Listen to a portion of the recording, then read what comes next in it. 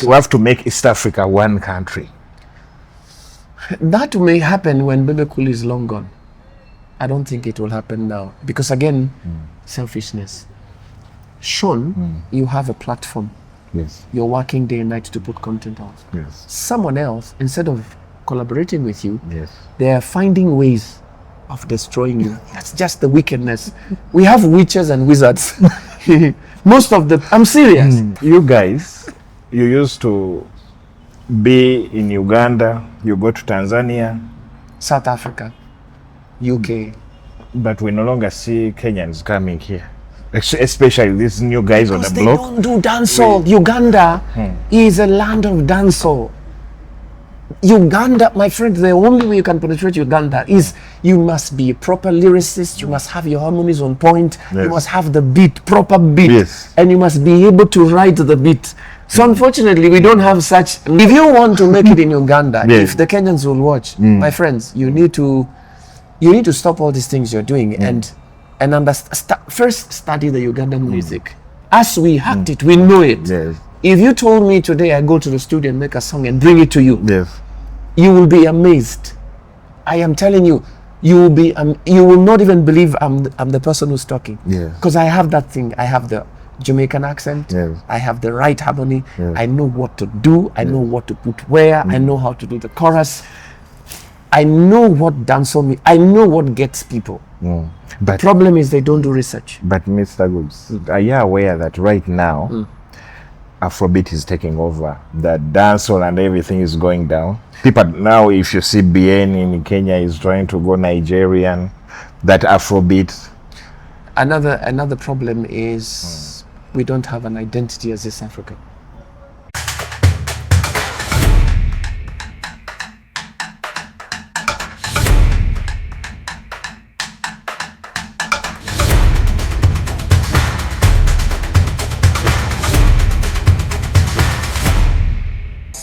So you brought Raga to the church?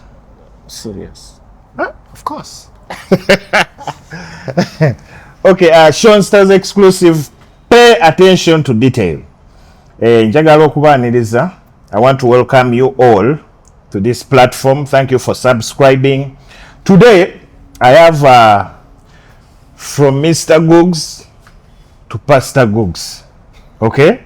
You all remember Mr. Googz back in the days, those days of East African TV, Ogopa DJs. So this is the main man I'm with. He is a legend, of course, because you know a lot of musicians have been inspired by him. But now, he is Miss Pastor Googz. Can you believe that? You are welcome, my brother. Thank you very much. How are you? Very well. Blessings to the fullest. Thank you. I'm happy to have you. I'm happy to have an opportunity to share this, and thank you for giving me that opportunity. Yes, you are Sean Stylez exclusive. Sean Stylez exclusive. We pay attention to detail always. All right, exclusive, not retail. Pay attention to detail. Yes. Okay. So we're here to pay attention to detail about Mr. Googz. Yeah. How have you been? It's been a minute, it's been a while. I've been okay, very much okay. A lot has changed. My life has transitioned. The last time I had dreadlocks, earrings, and lots of rings, silver everywhere. I was a gangster. Mr. Googz to Googz. Yes. To Mr. Pastor, Googz to Pastor Googz. Yes. And back in the days, you used to do a lot of music, which is not gospel. Yes. How did you start music back then? So, your inspiration to start music? My inspiration to do music is that when I was young, I was listening to a lot of reggae music, listening to Buju Banton, listening to Beanie Man, Capleton, and then I was also listening to dancehall music. And so, because Kenya, Kenya was not big with hip hop music. And so we wanted to do a fusion of raga and hip hop. And so that's when we started the group Mr. Googz and Benny Banton. Benny Banton was much more of reggae and raga. I was in between. I could do raga and I could do hip hop. So we decided to fuse the two so that it can give it a different style. Like Chakademas and Pliers? Yes, but now I left him to do the raga thing and I did the hip hop side. Okay. Right? So, and that's what caused us to break big. We became so big. Yeah, and I hear in Kenya, reggae and dancehall there. Oh, reggae. But it's not as Uganda, I think, is the country of dancehall. Yeah, but in Kenya, it's reggae. In Kenya is not a lot of reggae, but a fusion of dancehall and the local music. Okay. It's a fusion. They fuse. Yes, they fuse it. Yes. So then you started. And so I started music. We recorded our first song 2002. 2002. Yes. And we did a remix in 2003. So most people don't know that the song Come Together, We Can Do This Together had a song before. It is original, and then we did a remix for it. So the remix is what became so big because of the beat and the tempo. We took it a little bit faster. With Vinnie Banton and Mr. Lenny. Oh, Mr. Lenny. And the song became big everywhere. Up to now. Even here, of course. Up to now, they play it. That's why I had to look for you. Thank you. Because of you did some timeless music for real. Thank you. Yes. I appreciate it. And we were doing music not because we wanted money. We were doing music because we had a passion for music. I discovered when you start doing music because you want money, then you water down the creative aspect of it. Yeah, the creative. Because now the focus is money, is no longer the craft. Yes. But we never did music because of the money. We did music because of the craft. We just loved music. Yes. So we would sleep at 4 a.m. And sometimes you transnight all the way to the morning, listening to tracks and writing, listening to music. That was our life. So the Ogopa DJs, how was the influence of the Ogopa DJs in your career by then? So Ogopa DJs were the producers of the song. They were the good producers then. They worked with us. After they worked with us, Bebe Cool came there and he did. And then King of the Jungle. Yes. Remember King of the Jungle? Yes, Bebe Cool. And Chameleon came there and he did Mamma Mia. Mamma Mia. Yes.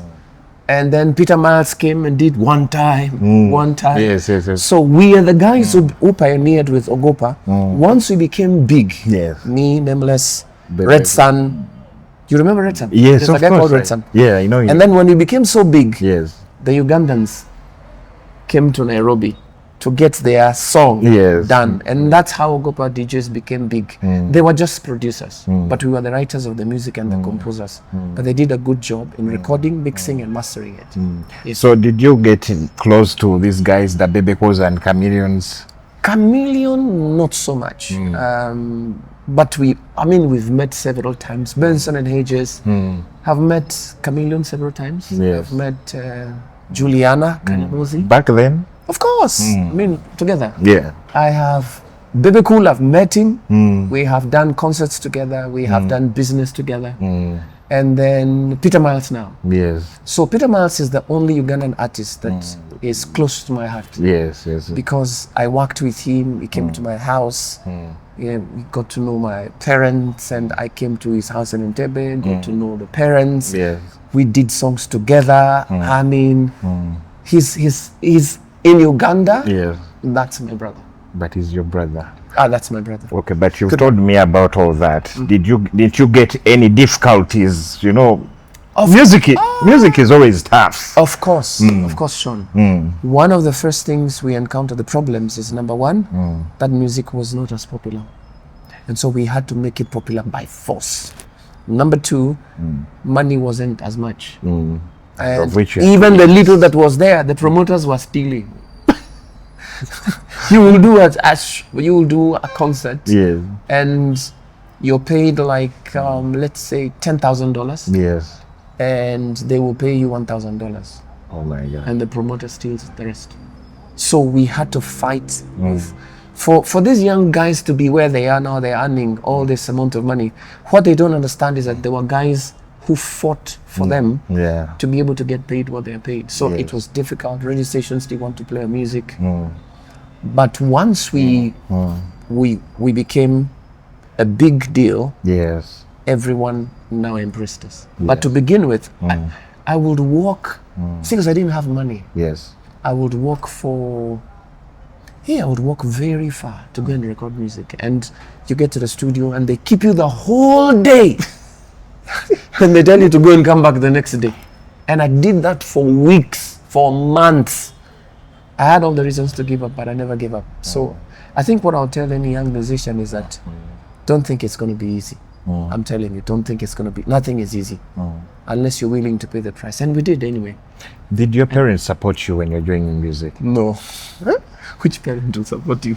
Well, maybe now, but no, my parents didn't support me then. They thought I was not serious with life.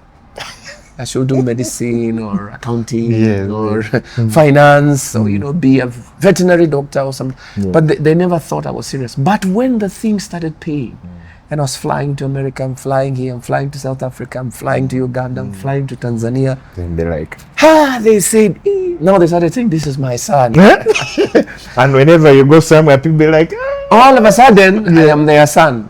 But when I began, nobody wanted me to be their son.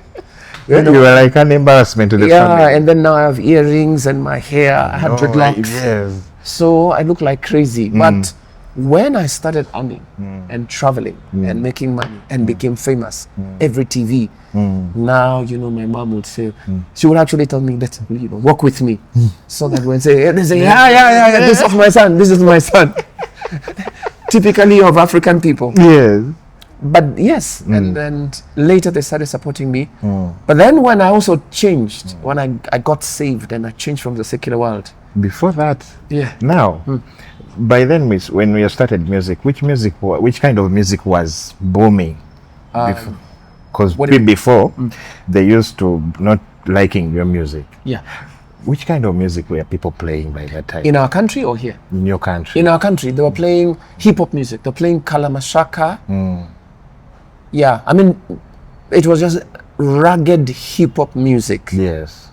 But it never used to go mainstream a lot. Yes. Because hip-hop, you can't dance to hip-hop. You can't. It's very hard music to sell in our country. You understand? So what we did is because we had the love of hip-hop and reggae and dancehall, we were the first people to fuse the two. Yes. But on a ragga beat. That gave us the marriage. It broke everything. We became big. We became so big, including the guys who are doing hip hop were having a hard time. We took all the concerts, we took all the money, we took all the girls too. They didn't have anything left. Yes. And then and later on they tried to change, but it was too the thing had already gone. Okay. And the influence had already taken root. So besides Kenya, tell me about that first time to come to Uganda.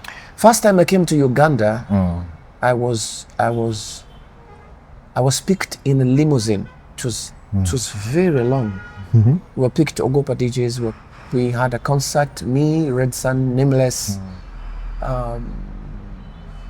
Peter Miles, and Bebe Cool, and Chameleon. That was which year? Oh, it was big. I cannot remember the year. It must have been either 2004. Yeah. Because we packed a stadium of 40,000 people. Those were a lot of people. And we performed and we went to all the stations. We did interviews. I went to NBS. I went to there was another one, Uganda something. NTV, UBC. I went to different TV stations. Yes. And we did a concert for, I think, 2 days. It was Friday and Saturday. Yeah. That was the first time I came to Uganda. The first time I went to the club. Yeah. The first time I heard your accent. First time I saw the girls in Uganda and their accent. And can I surprise you? I actually thought of moving and living here. Because of too much love. Listen, the newspaper said, I don't know if you can find them, Mr. Googz, Mr. Googz to move to Uganda. I remember something like that.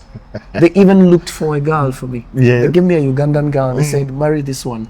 I refused. But my heart has always been, I loved Uganda. From the first time I landed, Yes. I just loved the place. And I was actually telling Peter Miles, I'll buy a property in Entebbe. I love the place. I love the climate. I love the people here are more friendlier than the Kenyan people. Yeah, it's easy to get around here than in Kenya. In Kenya, you can be robbed very quick. Here people are lovely. They are nice. They are kind, and that's what made me love the place. Because I was talking to Peter, he said by the time he went to Kenya, like they used to call Nairobi Nairobari, which was very. It was terrible. Even now. Yeah. I mean, if you don't know, that's not a small city. They will rob you. They will rob you, my friend. Of course. So when I landed here, I loved it. I truly loved it. That's the first time you felt like a star. Well, I was feeling like, but when I landed here and all the cars that were picking us, and we went to, there's one hotel in the middle of town where Serena? No. There's a place where they have a lot of foreign exchange, where you do Imperial? money. I think there. Imperial. Outside. Yes. That's where we did our interview. Okay, yeah. All the media houses came there. Oh, it was a big deal. I felt special, man. I felt like the small boy has become a big boy. Yeah. Yes. So, as you see music in East Africa right now, and the music you used to do back then, why are we failing to break those chains of conquering Africa? Because by the time you guys did the music, it was very, very, even the Nigerians were not there. Yes. Are we going forward or backward?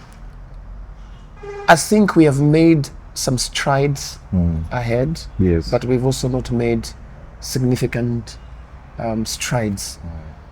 I think East Africa, one of the problems we have is people don't celebrate the music, their local music. Their own. That is the problem. Nigeria has beat East Africa hands down because they celebrate their music.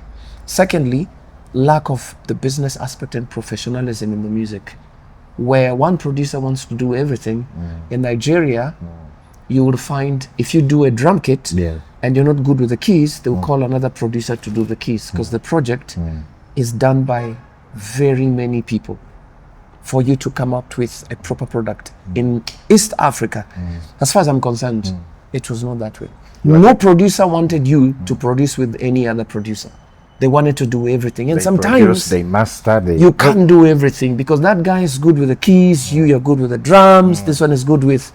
If they had worked together and bury the competition thing and work together and complement one another and do business together and know that if the artist becomes big, the producer becomes big. And cut the cake equal portions, would be farther than where we are. But now here in Uganda, it's hard to get man out of music. Oh, really? Music, we have a problem of copyright. That's the problem, see? If you don't go on stage, no money. No money. How is it in Kenya? It's the same. I tell you. How does the copyright work in Kenya? Well, you do endorsements, where the company endorses you, but that's just as far as you can go. Sales, no, you cannot do a lot of sales. I don't think in Africa you can do sales, but you do a lot of endorsements, you do a lot of concerts. That's what sells in Africa, which is different from what happens in Europe. Europe, they move records. You can sell 10 million records if your music is good. And that's the same thing. So music in Africa, you have to do it to a certain level and find something else to do. You have to find something else to do. Another problem with most musicians, they don't want to go to school. They don't learn the business aspect of music. They just want to write lyrics and sing and make money and buy the most expensive because, and then they have no business mind. They don't know how to invest the money. They don't know how to manage the money. So he makes a lot of money. He buys a watch for $50,000 because he was paid probably $500,000. So, and once you buy a watch, that's it. You've wasted the money. I mean, they need to be taught the business aspect of music. Unfortunately, that you can't be taught by the producer. You can't be taught by the masses. You have to do personal study. And most musicians don't like reading. So they don't like reading. They don't want to go to school. They just want to do music, go out, perform, get girls, and get money, buy champagne, squander all the money, go back. And that's the problem. So you find they made a lot of money, but then they have nothing to show because they never invested the money, because they didn't have the knowledge to invest the money. Yes. Yeah, that's why one of the reasons I stopped doing music, not stopped, but took a break, is when you discover that can put food on the table and that you need to diversify, then you start thinking of other things to do. Like now you're doing content. Yes. Your pages will grow and it'll start bringing income. Once the income comes, diversify. Build homes, build rentals, diversify. So it'll get to a place where the content is still coming and you don't have to be there, someone else can run. You can even start a consultancy. We were never told this. So we just made money and drank the money and took holidays. Mr. Googz, Yes. Pastor Googz, you want to tell me that music is not a business? Music is a business, but people lack the knowledge on how the business is done.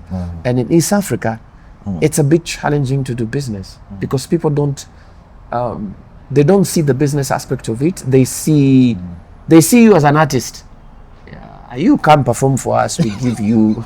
They don't see, like what you're doing, they think it's just being in front of the camera. Yes. You have nothing else to do that is important. They don't understand that this requires knowledge, requires time, requires you to edit the videos. There's a lot you put into it. So when they see you showing up like this, they think, Been driving fuel up to here. yes. They don't see that. But if that would change, and then we respect one another, then the business aspect of music will become big and people will make more money. Yeah. Because now, you guys, when you're still in Kenya doing a lot of music, but nowadays, getting music from Kenya, It's not easy. It's not. what is happening down there? What's wrong? Number one, we have small boys who have come who are singing rubbish, to be sincere. For example, if you're singing a love song to a girl, Yes. right, you're doing music for a girl, you can't degrade her in the song and say, oh. Those are the lyrics? Yes, you can't degrade the woman. You have to see, if you're singing about love and you're singing to a woman, for example, you have to understand that this person you're singing about is not someone to degrade. So a lot of music is degrading women and saying things really that I can't even say the music. And actually, so now that music cannot be consumed. Who's going to consume that? And The corporates actually, can't take it.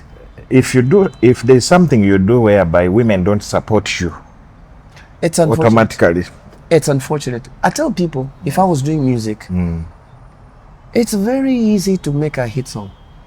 I'm telling you the truth. If today I get into the studio and sing about a girl, it is easy to make a hit song if you know what to sing about and how to appreciate beauty in your lyrics. Yes. It's not just, you can't talk about a woman's shape only. I mean, seriously, you do a whole album and the only thing you're talking about is a woman's shape. I mean, come on.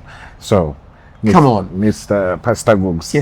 Yes, my pastor. You guys, you used to be in Uganda, you go to Tanzania, South Africa, UK. but we no longer see Kenyans coming here. Especially these new guys on the Because they block. don't do dancehall. Uganda is a land of dancehall. Uganda, my friend, the only way you can penetrate Uganda is you must be a proper lyricist, you must have your harmonies on point, you must have the beat, proper beat, and you must be able to write the beat. So unfortunately, we don't have such now. I've had this tune of ours with chaka chaka chaka chaka chaka. I don't even know Something what like it that. is. I don't. If you want to make it in Uganda, if the Kenyans will watch, my friends, you need to stop all these things you're doing and first study the Ugandan music. As we hacked it, we know it. If you told me today I go to the studio and make a song and bring it to you, you will be amazed. I am telling you, you will not even believe I'm the person who's talking. Because I have that thing. I have the Jamaican accent. I have the right harmony. I know what to do. I know what to put where. I know how to do the chorus. I know what dancehall means. I know what gets people. But Problem is they don't do research. But Mr. Googz, are you aware that right now Afrobeat is taking over? The dancehall and everything is going down. People now, if you see BN in Kenya is trying to go Nigerian, that Afrobeat. Another problem is we don't have an identity as East Africa. Yeah. So because we don't have an identity, we are exporting. We want to copy them. Yes. And the more we copy them, the more we propel them forward. Because but if we did our things, that's what I said. For them, they do better than us. Yeah. The thing we said from the beginning is this: people don't know how to celebrate their own. If Uganda was to celebrate their own and say, those are Nigerians that are doing fine, but this is our own, even those guys will respect them. But we don't have a signature sound. So today we are here, tomorrow we are there. But probably Tanzania is trying because they have a sound of their own, and the way they sing that is different from us and Kenya. Yes. But for us and Kenya, yes. I think we have lost our roots. We want to be like Nigerians now. You see, Mapiano. And you can't do better than them. That's them. Are you aware that we are also trying to do Mapiano? I'm also aware that there's also something called I'm a piano. Yeah. I don't even know what that is, but I know. Oh, okay. Is it the dance? Is it the style or it's the dance? Oh, okay. Is it from South Africa? Yes, from South Africa. Can I be sincere? Yes. I've been to South Africa countless times. Yes. Okay. The last time I was there was like 2 months ago. Yes. Actually, a month ago. Yes. And I was listening to that music, not in a bad way, but it's just a repetition of just one phrase. So I thought, 2-3 words. I actually had to talk to someone. How is this music big here? Because it's just one phrase repeated. If you're looking for lyrics, you can't find. If you're looking for flow, you can't find. But it's just the beat is interesting. It defines them. It's their signature. And I'm not trying to downplay their music. Yes. It's good to them. They consume it. Yes. But for me, who's a lyricist, for me, when I paint a picture with lyrics, Yes. I fail to understand how that music is big. I fail to understand how it has gotten everyone pointing up like this. Can we say that the audiences have changed? Maybe the internet has made it easier for us, for many people, to cross over and listen to what other people are doing. Probably yes. Yes, probably. Internet has made it easy. TikTok has made it easy. Instagram. Do you think the social media, of course, has played a big role as far as music is concerned? Of course. Big time. Big time. If the artist, I think if Peter Miles, Baby Cool, and Chameleon, the Waires, the Red Suns were doing music now, yes, when there's all this technology, I don't think you will stop us. I do not listen. It's just that I can't. You see, I'm born again now. Yes. It's just that I cannot go back. Yes. But sometimes I feel like I need to teach some boys a lesson. Like, what is this? Repeat that statement. Oh yeah. When I look at what they're doing, and I know what music is like, I'm thinking, if social media was there by then, we would be too. You will not stop us. You will not stop us. Because Baby Cool releases a song. Vinnie Banton, Mr. Googz releases a song. Waire releases a song. Peter Miles is not asleep and mentioned. Fabulous was there. Yes. Juliana is there. My friend. When TikTok is there and this Instagram and we used to study people. You know, as we used to sit and listen to. I listened to Baby Cool. I listened to from the first line to the second line to the chorus. East African. And then I say, Then I say, okay. I say, you will see. We go back to the kitchen. Of course. We are not sleeping. Yeah. And then we make like 5 or 6 songs. And then we choose which one. We narrow down. We say, this is it. When he listens to the song, he said, these boys are not asleep. He has to go back to the studio. My God. That was how we came up. And when we met for concerts, yes, we were known for performance. Nobody could beat Mr. Googz and Vinnie Banton for performance. until we met some other guys who were willing to do crazy things like Bebe. Yes. Bebe was willing to do crazy things. He would climb speakers. Then we say now, this one is now become. I mean, another problem. Everyone wants to do. You have to be good, Bebe. You don't have a choice. You can't sleep. You must be extremely good. But it was a healthy competition for you. Yes, and then now, because me and Vinnie Banton, we were so good and we knew ourselves, we will do things on stage that no one else could do. Because we were duo, we had mastered this. You know each other. Sometimes he will do my part, I do his part. That's what made us. Where is Vinnie now? Vinnie Banton, born again. He's born again. He's in a church somewhere. He's also a DJ. He has something called Banton Entertainment. He's now. Oh, you can't believe that man is super changed. Now, tell me, why don't we have record labels in East Africa? I don't. Because maybe it's the reason why our music is not going. Because even when you ask, the business aspect is a problem. The musician wants to do a song for, I don't know how much they charge here. Yes. And they don't want to be charged more. You understand? So he goes out, makes a lot of money, but comes to the producer and says, he's crying. And since the producer cannot sing, he can only produce. If he keeps saying no, he will sleep hungry. So he has to take those peanuts. Eventually, you discover you can't build anything meaningful. You can't build a recording label that is meaningful. You can't. So we have failed to invest in our producers. We have failed. We have failed the business aspect of music. We have totally, from the producers to the musicians, we've totally failed. We don't have business ethics. We don't know what it means to appreciate someone. Yes. You don't know what it means to pay for a premium beat. Yeah, you know, there are beats that for a producer, a good producer, there are beats. The instrumentals you should not sell less than $2,000. Yeah, because of the work you put in it. Yes. And then you don't give to just any musician. You find the best, because the best on a good beat sells you and sells the musician.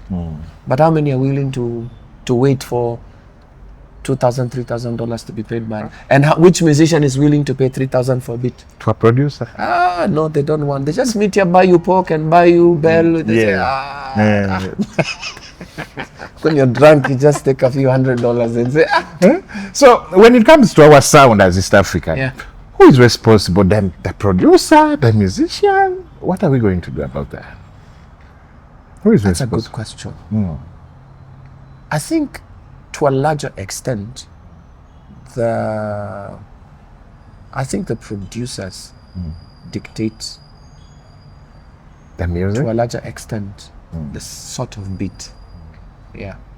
But you know, people are easily influenced. That's how man is. He's easily influenced. If he sees that one is big, yes. If he sees someone has done a song that has a piano and it's big, he wants to say, do me like that one. No one is original. That's what the story is. Yes, no one is original. Everyone is doing what someone else is doing, sampling what someone else is doing, and that won't get you very far. You think when they implement copyright in East Africa, do you think some musician will get money? There's money though, but the people eating money are the ones who started the copyrights. They're the ones eating the money. Musicians might not get any single coin. No. Yeah. Any musician listening to me now, and if you're a musician, as you're doing music, please have plan B. Quickly restructure yourself and have plan B. Otherwise, the next 10 years, young boys will come, they'll just be saying, but you Mzee, you've been singing for so long. You have have plan B. Diversify, get all the money. If you're getting the money, invest the money. And probably go to production and direction and start some sort of company to management, but get into other things. That's what I'll tell a musician. In Africa. Yes. Especially East Africa. It's different with Nigeria. Nigeria has a population of 800 million. The consumers of music are many. Yes. So you can become rich easily in Nigeria. Here, what's the population of Uganda? Like 40 million, 50. 40 million, yeah. Can you compare with 800 million? No. I mean, if I do one song, 800 million, even if 400 million people receive it, that song, that's 10 times the population of here. I'll go further than the guy who's here. Because now Bebe Cool did an album, Break the Chains album. Okay. So he was like, he went to Kenya to do a media tour. He went to Tanzania to do a media tour. And he was like, we need to get all these populations together so that we can get those streams and compete with the other people. Yeah, that's a good... We have to make East Africa one country. That may happen when Bebe Cool is long gone. I don't think it will happen now. Because again, selfishness. Sean, you have a platform. Yes. You're working day and night to put content out. Yes. Someone else, instead of collaborating with you, Yes. they are finding ways of destroying you. That's just the wickedness. We have witches and wizards. Most of the, I'm serious. Instead of, because if you have, let's say 50,000 followers, and I have 60,000, Yes. and we collaborate, Yes. we are going to have more viewers. But I don't want to help you. Because I'm afraid if I help you become bigger than me, and I don't want you to be bigger than me, I want to always be above you. That's the problem we have with Africa. Now you see, you're a pastor now. Yes.